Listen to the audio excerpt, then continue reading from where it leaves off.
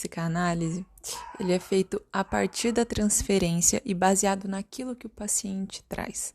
Então, ele se difere do diagnóstico do DSM, ele se difere do diagnóstico psiquiátrico. É uma outra em psicanálise.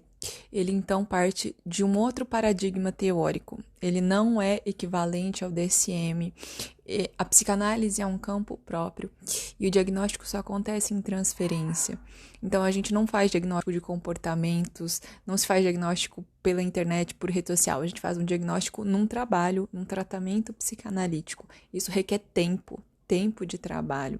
E o diagnóstico, ele é um instrumento do psicanalista para conduzir a histeria de forma estrutural, então não só por comportamentos. A gente não diagnostica, então se tem um sintoma conversivo, isso é histeria, né? Se tem um pensamento ali intrusivo, então é neurose obsessiva. Não é assim que coisa importante também é que o nosso inconsciente, o nosso psiquismo é dinâmico. Então, a gente apresenta uma variedade de fenômenos, de manifestações sintomáticas. Então, não é para conduzir a direção de tratamento. Então, em psicanálise, isso funciona de forma separada. E em psicanálise lacaniana, a gente trabalha com o diagnóstico estrutural. Tinha uma pergunta aqui falando, né, sobre se, por exemplo, a histeria sumiu.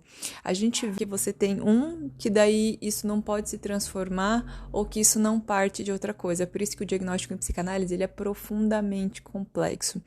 E as pessoas muitas vezes confundem, acham que os termos da psicanálise são os termos do DSM. E eu acho que é importante diferenciando isso, e essa é uma das coisas que eu busco fazer aqui. Mostrar que a psicanálise é uma outra teoria, um outro campo, então tem uma outra linha de raciocínio clínico que é própria, que é particular e que só se compreende a partir do estudo da psicanálise.